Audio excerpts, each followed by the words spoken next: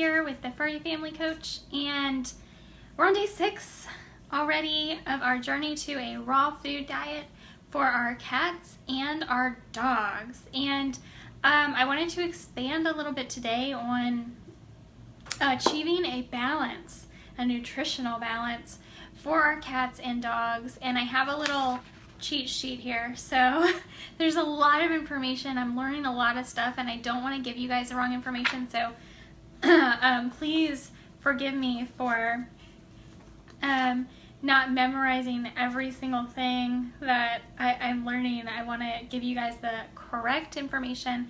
So I got this off of the Mercola website, which I believe is Dr. Mercola, and he, Dr. Karen Becker, I guess is somehow in partnership with him, or in some way writes for his website or something along those lines.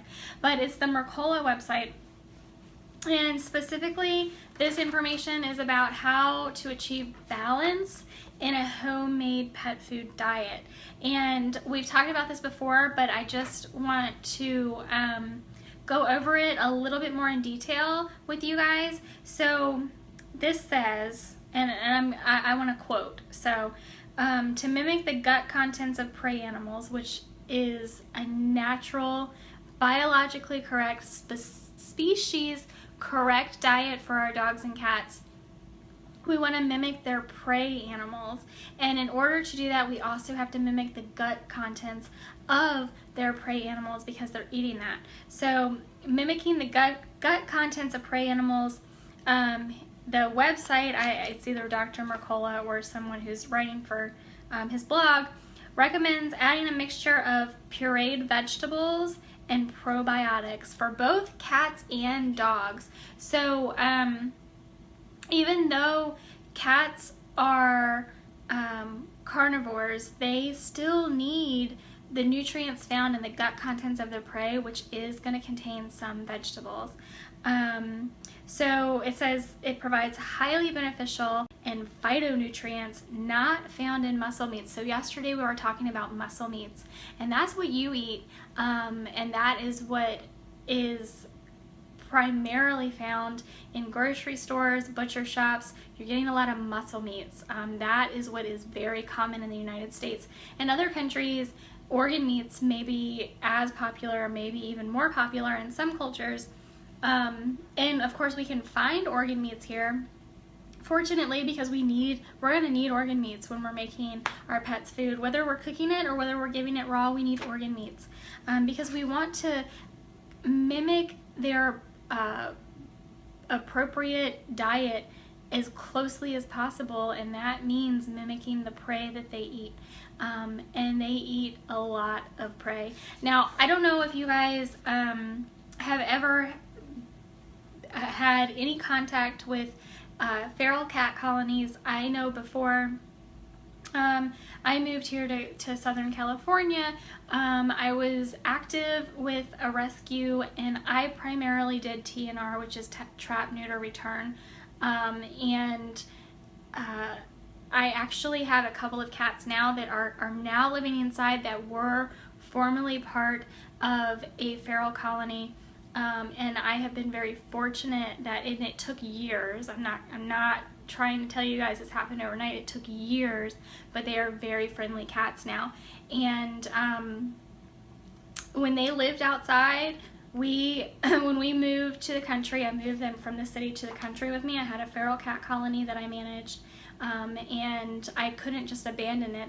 That's irresponsible. So when I moved from the city to the country, when I met my husband, when ultimately we moved in together, I moved the cat colony out, and we were out in the country, so there were lots of field mice in the spring and fall, and we would go outside and there would just be heads, like little mouse heads everywhere, on the driveway and in the surrounding area of the house, because when all the fields were being cleared, all the mice were pushed out of the fields into the surrounding areas, and we had, you know, a large plot of land, but the mice just migrated away from the fields when they were plowing the fields, and the cats would catch the mice, and they ate every single part of that mouse except for the head. So imagine all of the nutrients and all the different things they're getting. They're eating the bones, they're eating the skin and fur, they're getting all kinds of nutrients from all different parts of the animals. That's natural for them, that's biologically correct, that's species specific for a cat, and we want to mimic that as closely as possible. So let's get into the good stuff. So Dr. Karen Becker, I told you guys yesterday I'm trying to hunt down her cookbook, and she writes here, she co-wrote it with a lady named Beth Taylor, and there are 4 main categories of balanced nutrition for pets. And I didn't want to mess these up, guys. That's why I'm telling you I printed it off, because I didn't want to mess it up for you.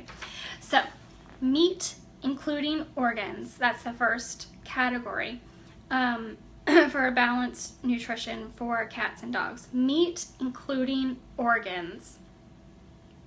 Veggie and fruit puree is the second one.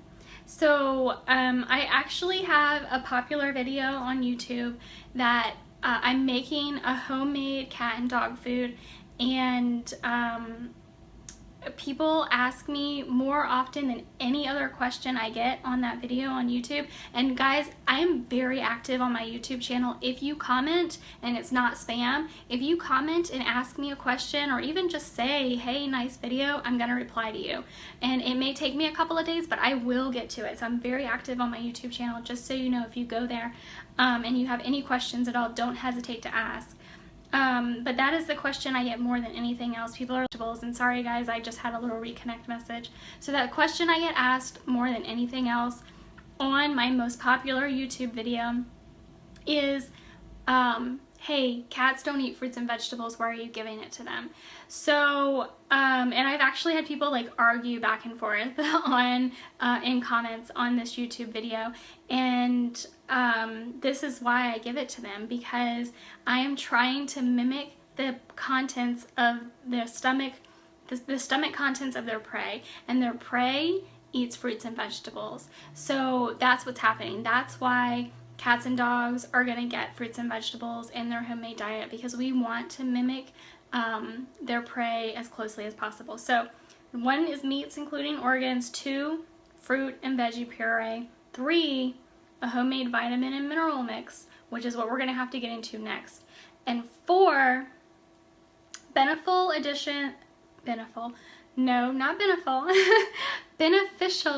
additions such as probiotic super green foods that aren't required to balance the diet, but can enhance the vitality of your pet. And I'm quoting this, guys, from Dr. Karen Becker.